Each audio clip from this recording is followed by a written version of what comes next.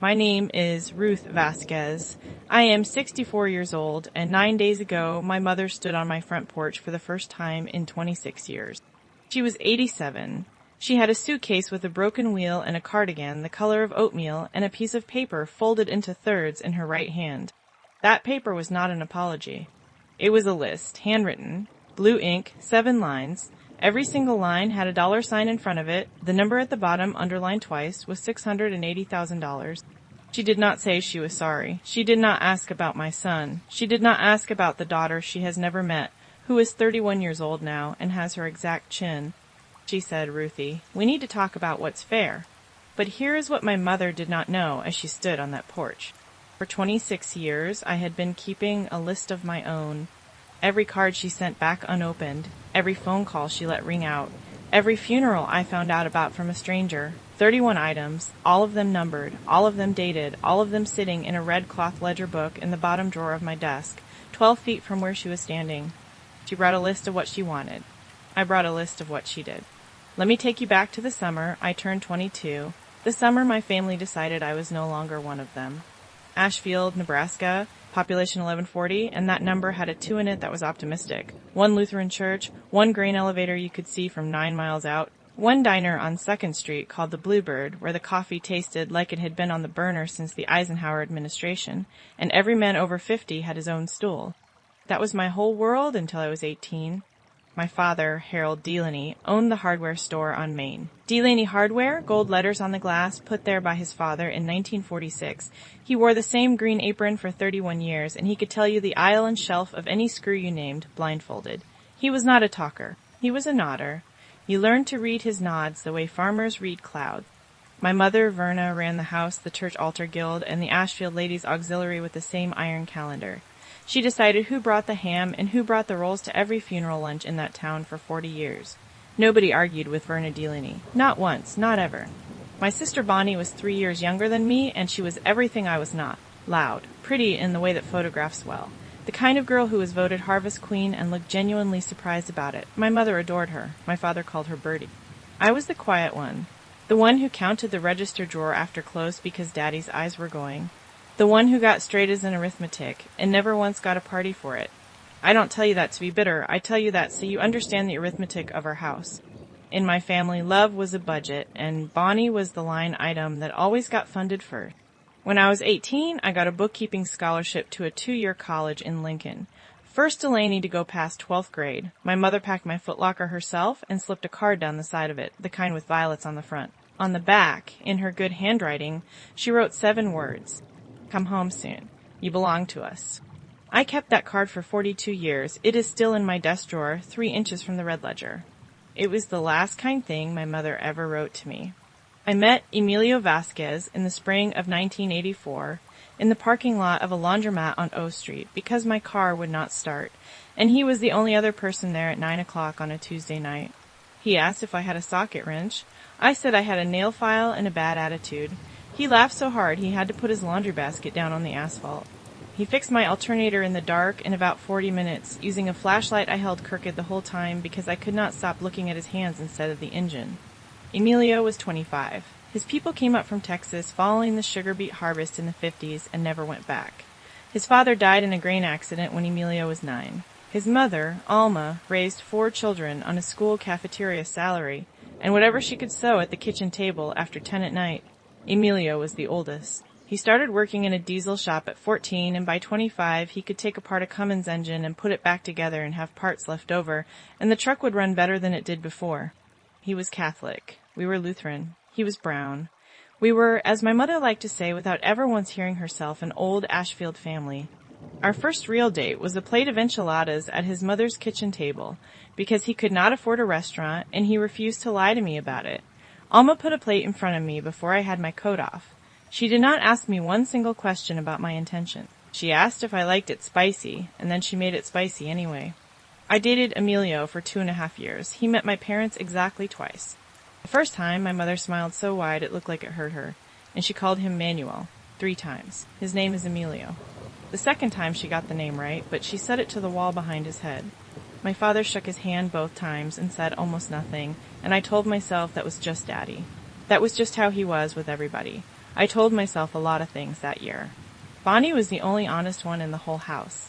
At Christmas, she leaned into my ear over the dish soap and said, "He's nice, Ruthie, but Mama is never going to be all right with this. You know that, don't you?" I did not know that. Not yet. Emilio asked me to marry him in October of 1986, at a picnic table outside a truck stop off Highway 34, with a ring he had paid for in 11 installments. He said, "I don't have much, but whatever I build, I want to build it with you standing next to me." I said yes before he finished the sentence. I called home that night from a payphone with a roll of quarters. My mother picked up on the fourth ring, I told her, and then the line went so quiet I thought the connection had dropped. I counted 9 seconds. Then she said, "You need to think very carefully about what this does to this family.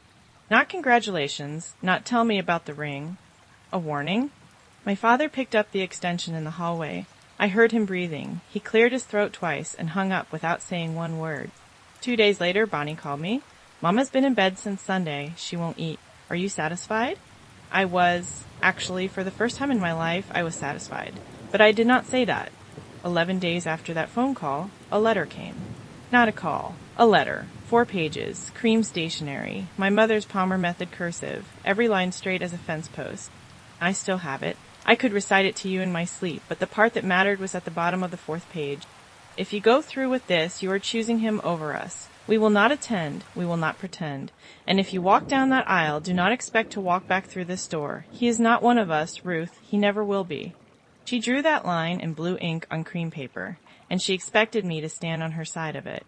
I read it 3 times. Then I folded it up and put it in a manila envelope in the bottom of my closet. I did not know why I kept it. Something in me, the part that counted the register drawer at 9 o'clock at night, told me to hold on to it. I held on to it for 40 years. We got married on the 14th of March, 1987, at the county courthouse in Lincoln, Nebraska. 19 people, every one of them from his side. Alma made my bouquet herself out of white carnations from a grocery store bucket and 1 sprig of rosemary from her window box, because she said rosemary means remembrance, and I would want to remember this. She pinned it to my hand and held both of my wrists and said, "Mia, you have a mother. She is just standing in a different kitchen now." There was no aisle. There was a hallway with a linoleum floor and a judge with a cold who pronounced Vasquez wrong twice. My dress cost $38 at a consignment shop, and it fit like it had been waiting for me. Emilio wore a borrowed suit with the cuffs let down.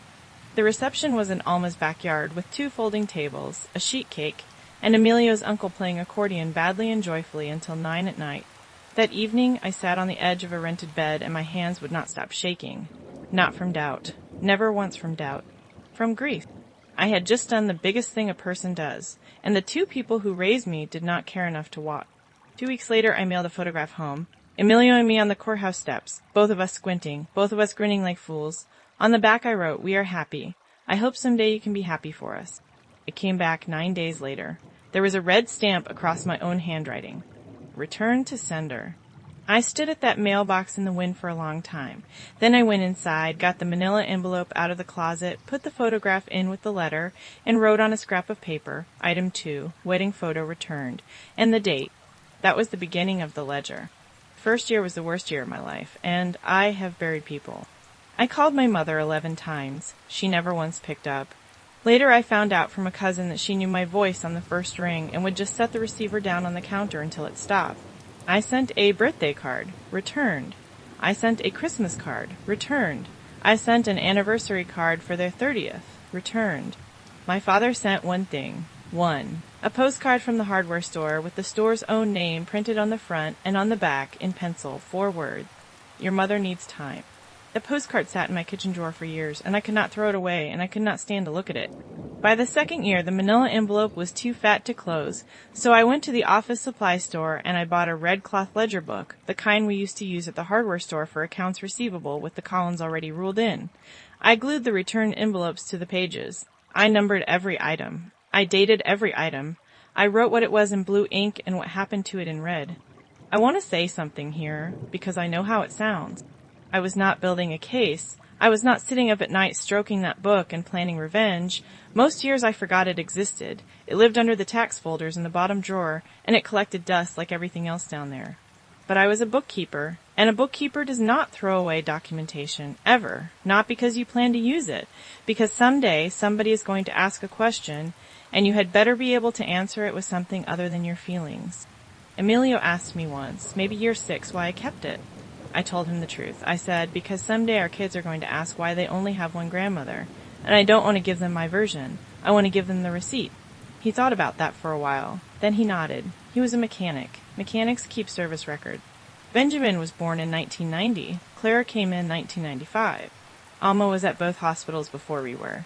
She stayed 6 weeks the first time. She washed every dish in my house, and she rocked that baby at 3 a.m. while I slept the only real sleep I got that whole year. She brought a blanket she had crocheted cream and green, and she brought a little silver medal on a chain for each of them. That is what a grandmother looks like, in case you were wondering. That is exactly what it looks like. I sent my mother the birth announcement for Ben, returned. I sent a photograph of Clara at 4 days old, asleep on her father's chest, his whole hand covering her back, returned. Items 9, 10, 11. In 1996, my cousin Dale, who never took a side and was the only one who wrote to me, told me that Bonnie had said something at the church potluck. He would not repeat it at first. I made him. Bonnie had said, "Ruthie's kids don't have real grandparents. That was her choice, not ours." I wrote it down. I dated it. I put it in the ledger anyway, even though it was hearsay, because I wanted to remember the exact shape of it. Item 14. Now here is the part where I tell you about the business. And I want you to understand it did not happen fast, and nobody handed us anything. Emilio opened a one-bay diesel repair shop in a rented Quonset hut outside Grand Island in 1993 with $4,000 and a used air compressor. I kept the books at the kitchen table after the kids went down. He turned wrenches until his knuckles cracked open every winter. We were not romantic about it. There were 3 separate Christmases where we sold something to make payroll for one employee. In 1998, I sold my grandmother's wedding ring. And I want to be honest with you, I have never entirely forgiven myself for that, even though we made it through the quarter because of it. But Emilio saw something the big carriers did not see. He saw that the little regional trucking outfits, the 2-truck and 5-truck operations, were dying because they could not afford downtime, and could not afford compliance, and could not afford to keep a mechanic on staff. So he stopped just fixing trucks and started servicing whole small fleets on contract. Preventive, scheduled, paperwork included. I built the pricing, I built the maintenance schedules. I taught myself federal motor carrier regulations at that same kitchen table with a highlighter and a bad lamp. By 2001, we had 4 bays and 11 employees. By 2009, we had shops in 3 states, and we had a name, Ridgeline Fleet Services, painted on the side of every one of our trucks in white letters. We moved to Colorado Springs in 2004. We bought a brick house with the big cottonwood in the yard. I remember signing those papers and thinking nobody gave us this. Not one dime of this came from anybody. We poured this out of our own hands. And the whole time, Nebraska stayed silent. The silence stopped being a wound somewhere around year 12 and started being weather. Something that was just there. Some days I noticed it. Most days I did not. Alma came every 6 weeks until she couldn't, and then every 3 months, and then we brought her to us. My children called her Abuela, and they meant it in their bones. She taught Ben to make tortillas by feel. She taught Clara every hymn she knew in Spanish and then made her sing them at the table. In 2011, my father had a stroke. I found out 8 days after it happened, from Dale, in an email. I want you to sit with that for a second, because I did for a very long time. 8 days. My father was in a hospital in Kearney with his left side gone quiet, and nobody in that family thought to pick up a telephone. I called the hospital. They would not tell me anything because I was not on the list. My own mother had made a list, and I was not on it. I drove 11 hours anyway. I got to the lobby at 4 in the afternoon, and my sister Bonnie was standing at the elevator with a vending machine coffee, and she looked at me the way you look at a stranger who is parked too close to your car. She said, "This isn't a good time, Ruthie." I said, "He's my father." She said, "Mama's up there." And I stood in that lobby, 50 years old, a woman who ran a company with 90 employees, and I turned around and walked back out to my car because I could not bear to make a scene in a hospital hallway. I sat in that parking garage until dark. I did not go up. That is the single greatest regret of my life, and there is not one thing in this story that comes close to it. Item 22, and the date, and in red pen, 4 words I still cannot read without my chest closing, turned away at hospital. My father recovered. Mostly. He never went back to the store full time. Bonnie's husband ran it into the ground in 4 years, and they sold the building in 2016 to a man who turned it into a self-storage. Delaney Hardware, gold letters, 1946 to 2016. Nobody told me that either. I saw it on a Facebook page called You Know You're from Ashfield If... Now, here is where it turns. In 2019, a trade magazine ran a story about Ridgeline. Nothing glamorous, 4 pages in a publication that lives in truck stop bathrooms, but the headline had our name in it, and the photograph had Emilio and me standing in front of the Grand Island shop, and the caption underneath said co-founders. I was. 3 weeks later, Dale emailed me. Your mother asked me at church what a private equity is. She asked what Ridgeline was worth. She said she was just curious. I read that email 4 times. My mother had not said my name out loud in 22 years, but she wanted to know what private equity meant. The arithmetic was changing, and Verna Delaney has always been able to do arithmetic. In 2022, my son Ben, who is a grown man with his mother's stubbornness, did something I did not ask him to do. He found his grandmother on Facebook, and he sent her a message. Polite, careful. He said, I'm Ben. I'm your grandson. I'm getting married in the fall, and I would like you to know me. She did not respond for 6 weeks. Then she sent back one line. I hope you have a lovely wedding. That is all. Not I would like that. Not tell me about yourself. Not one question about the boy who is her own blood and has her husband's exact ears. Ben printed that message out himself and handed it to me and said, put this in the book, Mom.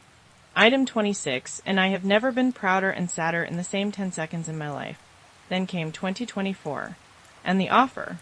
A national holding company came after Ridgeline. It took 14 months. 14 months of due diligence and lawyers and men in golf shirts walking through our shops with clipboards. Emilio hated every second of it. We closed in March of 2025.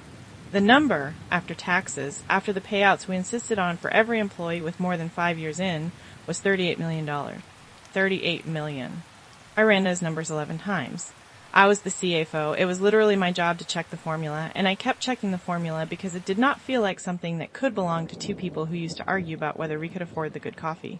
There was a small article in a Denver business paper. There was a 2-minute segment on a Colorado Springs news station. Local couple sells trucking company. They showed a photo of us, Emilio in a shirt I made him buy. That was in March. In April, my sister Bonnie called me for the first time in 26 years. The phone rang at 2:40 on a Thursday, and the caller-eyed said Nebraska, and I let it go to voicemail, and then I sat in my car in a grocery store parking lot with the engine off and listened to it. Hey, Ruthie, it's Bonnie. I was just thinking about you today. How are your kids? 26 years. And how are your kids? As if she had been asking every month, and I had just missed a few. I did not call back for 9 days. And then she texted. She was going to be in Denver in June for her husband's cousin's thing, and wouldn't it be nice? Emilio said, it's your call, Ruthie. I'll be wherever you need me. I met her. Not at my house. At a coffee shop on T. John Street. Public, neutral, 1 hour. And I told her I had a 2 o'clock, which was a lie, and I have never once felt bad about it. Bonnie showed up 20 minutes late in a good jacket. She hugged me too long. She told me I looked wonderful 4 separate times in the first 10 minutes, and each time her eyes went somewhere over my shoulder while she said it. And then she started asking questions. How big is the house? Is it paid off? Did we buy or lease the cars? Did the buyers pay cash or was it structured? Was there an earn-out? Did Emilio stay on as a consultant? Did the kids get anything set aside? What did Clara do for a living? Did she have a house yet? I counted 34 questions. Not one of them was, how have you been? Not one of them was, I'm sorry about Dad's stroke and how you found out. And about 40 minutes in, I watched her in the reflection of the window, holding her phone down by her hip at an angle, and I realized she was photographing me, or the table, or my handbag. I honestly do not know which, and it does not matter. She was not visiting. She was doing an inventory. I let her finish her coffee. I answered every question the way you answer a bank teller who is making conversation. Pleasantly, vaguely, nothing. When we hugged goodbye, she held on too long again. I drove home, and I got the red ledger out of the bottom drawer for the first time in 3 years.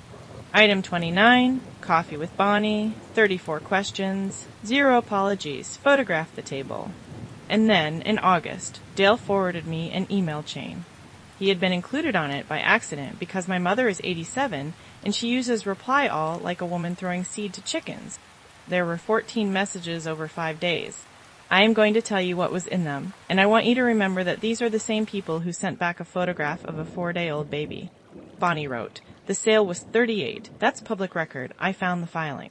My mother wrote, how do we approach this? She won't listen to me. My father wrote, and it was 1 line, and it was the only line he wrote in the entire chain. This doesn't sit right with me. Bonnie wrote, make a list, be specific. Ruthie's a numbers person, she responds to numbers. Don't ask, present it. Make it sound like family investment, not charity. My mother wrote, how much do we ask for? Bonnie wrote, start with your house, then Dad's care, then Tyler's college, then something monthly so it keeps going. My father did not write again. And then my mother wrote the sentence that I will carry into the ground with me. She has more money than this entire town. She can afford to remember where she came from. I read that email chain standing up in my own kitchen at 7 in the evening in August with a dish towel still in my hand. 26 years, 2 grandchildren she never held, a hospital lobby where my sister sent me back to my car, a photograph of my wedding day with a red stamp across my handwriting. And now they wanted to approach with a plan. I did not cry. I want to tell you that clearly because I think some of you are expecting me to have cried. I did not. What I felt was the strangest, cleanest thing. I felt ready. I printed all 14 emails, item 30, and I sat down and I waited because I knew she was coming. I knew it the way you know a storm is coming when the light goes green. She came on the 14th of September at 10:14 in the morning. I know the exact minute because I was at the kitchen window with a coffee cup in my hand, and I watched the car pull up to the curb and idle there for a full half a minute before anybody got out. Bonnie was driving. Bonnie did not get out. My mother got out of the passenger side slow, the way 87 gets out of a car, 1 foot, and then a hand on the roof, and then the rest of her. Oatmeal cardigan, black slacks, the same pearl earrings she wore to church every Sunday of my entire childhood. She stood on the sidewalk and she looked at my house, the brick, the cottonwood, the porch Emilio rebuilt himself 2 summers ago. She did not look at it the way a mother looks at where her daughter lives. She looked at it the way an appraiser looks at a property. Then she came up the walk with that suitcase with the broken wheel dragging sideways behind her, and she rang my doorbell. I opened the door. We stood 3 feet apart, 26 years and 3 feet. She was so much smaller than I remembered. That is the thing nobody warns you about. She had been enormous in my head for a quarter of a century, and she came up to my collarbone. Her eyes went wet immediately. She has always been able to do that. Ruthie. Mom. 4 seconds of nothing. And then she said it. I came to talk about what's fair. Not I missed you. Not I was wrong. Not I would like to meet my grandchildren before I die. What's fair? I looked at the folded paper in her hand. I said, come in. I did not take her to the living room. I took her to the kitchen. The kitchen has good light and a table, and it has the refrigerator, and on that refrigerator there is a photograph of Ruth Vasquez at 91, holding Clara's hand at the beach in Galveston, both of them laughing at something outside the frame. The kitchen is where the truth lives in my house, and the truth was what we were about to have. I gave her a glass of water, not coffee. Coffee is for people who are staying. She looked around. Her eyes stopped on that refrigerator photo and stayed there for about 5 seconds, and something moved across her face that I could not name. I have thought about it every day since. I still cannot tell you if it was guilt or if it was envy. Then she unfolded the paper on my kitchen table and smoothed it flat with the side of her hand, and she read it out loud to me, her own daughter, in her own daughter's kitchen, like a woman reading the minutes of a meeting. Payoff on the house on Sycamore, $140,000. I said nothing. Your father's care. He needs a place now, Ruth, a real place, $220,000. Nothing. College for Tyler. Tyler is Bonnie's boy, my nephew. I have never met him, $160,000. Nothing. The funeral pre-plan. For both of us, $28,000. Nothing. And something monthly. $2,000 a month, so we're not calling every time something breaks. She folded the paper. She set it on the table between us. She looked at me with those eyes that are the exact same gray as mine. This is what families do, Ruth. Your father worked his whole life in that store. He sacrificed. It's time to give back. $680,000, itemized, presented like an invoice. And not once in the reading of it, not one single time, did she say the word sorry. So I stood up. I did not say anything.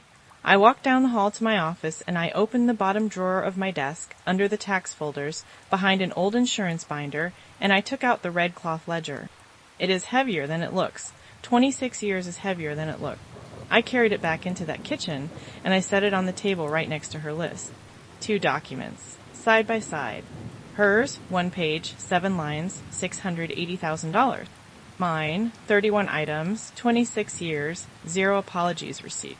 She looked at it. What is that? I sat back down. I put both hands flat on the table. I said, you brought a list, Mom, so did I. And then I opened it and I started to read. I did not raise my voice. I did not cry. I want you to understand that because it matters. I read it the way I read a quarterly statement to a room full of investors, line item by line item, flat, dated, source. Item 1. Wedding photograph, mailed March 28, 1987. Returned April 6, 1987, unopened. I laid the envelope on the table, the red stamp facing up. Item 2. Birthday card, mailed May 2, 1987. Returned May 11, 1987, unopened. I laid it down next to the first one. Item 3. Christmas card, 1987. Returned. Item 4. Anniversary card, your 30th, 1988. Returned. I kept laying them down, one after another. White rectangles with red stamps across them, in a row across my kitchen table, and every single one of them was a door I tried to open, and she shut. Her mouth opened. Ruth, I'm not finished. Item 9. Birth announcement, Benjamin Harold Vasquez, born October 3, 1990. He is named for Dad, returned unopened. She flinched at that, actually flinched. She did not know that. 26 years, and she did not know her grandson carried her husband's name. Item 11. Photograph of Clara Alma Vasquez, 4 days old, mailed June 1995, returned. Item 14. Statement made by Bonnie at the church potluck, September 1996, reported to me by Dale Merrick. Quote, Ruthie's kids don't have real grandparents. That was her choice, not ours. That's not. Bonnie never. Item 22. And here my voice did something I did not plan and could not stop. It went quiet instead of loud. November 9, 2011. Kearney, Nebraska, 4th floor waiting area. I drove 11 hours and my sister met me at the elevator and told me it wasn't a good time. The tears started then. The real production. Both hands over her face, the shoulders going. The sound I heard 1,000 times growing up whenever anything in that house did not go the way Verna Delaney had scheduled it. I was hurt, she said into her hands. You chose him. You left us. And I said the truest thing I have ever said out loud. I did not leave. You told me not to come back. And then you spent 26 years making sure I couldn't. I was upset. People say things when they're upset. I reached into the back of the ledger, and I pulled out one envelope that is different from all the others. Same white paper, same red stamp. But the flap on this one is creased, and the glue has been cut open and put back down with a strip of yellowed tape. Item 24, Christmas 2013. I held it up so she could see the tape. Inside this card, there was a photograph of Ben in his college graduation gown. On the back I wrote, He has your husband's hands. I set it on the table. This one was open, Mom. Somebody took it out, somebody looked at it, and then somebody taped it shut and sent it back. Her jaw went tight. Who opened it? Nothing. Dad opened it, didn't he? He opened it, and he looked at his grandson's face, and he wanted to keep it, and you made him send it back. And here is the moment. This is the moment I have replayed maybe 400 times. My mother's hands went flat on the table. Her eyes were on that strip of tape, and she said something so quietly I nearly missed it. If I let it in, I would have had to admit I was wrong. I did not move. I did not breathe. And if I was wrong, she said, then I threw away 26 years for nothing, and I couldn't. She stopped. She swallowed. I couldn't carry that. It was easier to be right. For 1 second. Maybe 2. I saw my actual mother, not the altar guild, not the potluck calendar, just a frightened old woman who painted herself into a corner in 1986 and spent the rest of her life defending the paint. And I would have given anything I had for her to stay in that second. But then her chin came up, her back straightened, and it was gone, like steam off a cup. But you did leave us, Ruth. You made your choice. And that was that. So I put my hand on her list on the left side of the table. Your list. $680,000. 7 lines. No apology. Then I put my hand on the ledger, on the right side.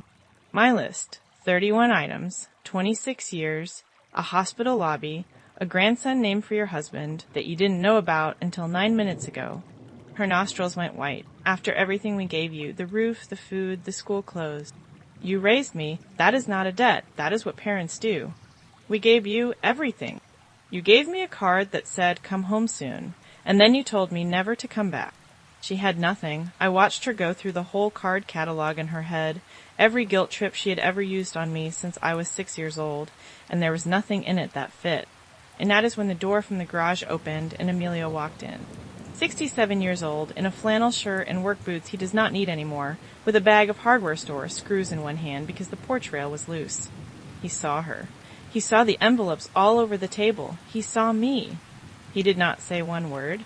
He set the bag on the counter, he walked over, he put his hand on my shoulder, and he sat down in the chair next to mine. That was all he did. And my mother looked at him. At the man she called not one of us in blue ink on cream paper in 1986. He was not wearing anything expensive. There was nothing about him that said $38 million. He had a nick on his thumb in grease he will never get out from under one fingernail. He was just a man, a good man, sitting next to his wife because she needed him there. And I watched my mother look at his hand on my shoulder, and I watched her understand something that took her 26 years to arrive at. I did not need the Delaney's. I had already built the thing she was standing in. I said it quietly, the way you say a final number. Mom, I'm not giving you money. Her mouth opened. And it is not because I can't. You know it's not because I can't. It's because the minute I write that check, you get to tell yourself you were right. You get to tell Bonnie, and you get to tell that whole town that this was just a rough patch, that the 26 years were a misunderstanding, and everything came out fine in the end.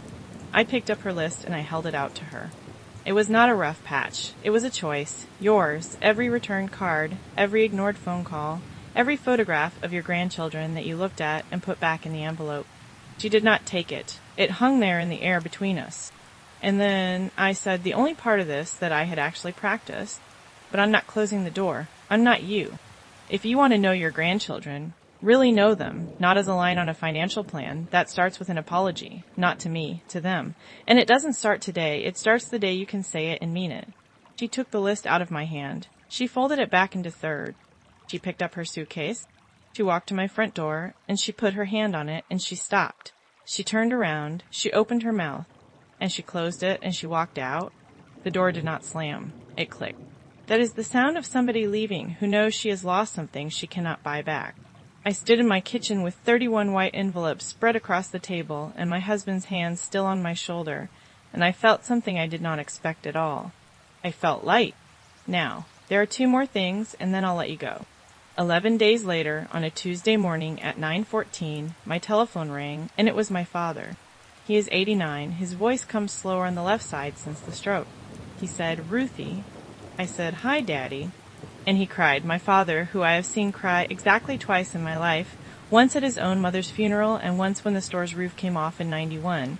He cried on the telephone for about 40 seconds, and I did not say one word. I just held the phone and let him. Then he said this. I wrote it down afterward because I did not trust myself to remember it right. I should have opened that door 26 years ago. I should have picked up the phone. I should have driven out there when the babies came. I should have come down to that lobby and got you myself. And I have known that every single day since, and I let her decide, and that was me. That was mine. Not hers. Mine. And then he said, I'm not calling about money. I don't want your money, Ruthie. I want to know my grandkids before I go. Will you let me try? I was quiet for a long time. I counted it later off the call log. 19 seconds. I said, I believe you, Dad, but believing you and trusting you aren't the same thing yet, so we start small. Phone calls, every other Sunday, no visits yet, no money, ever, just talking.